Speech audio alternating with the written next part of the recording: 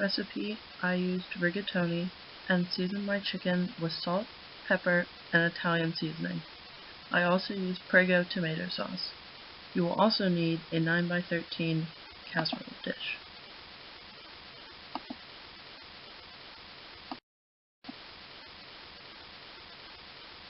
Once you drain the pasta, pour it back into the pot you cooked it in.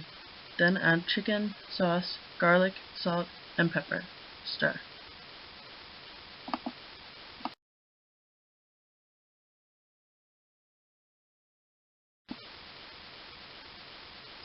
You'll probably use 1 cup of mozzarella in the beginning to cover it. I didn't mix my cheeses together before I put them on top, I just kind of scattered them throughout.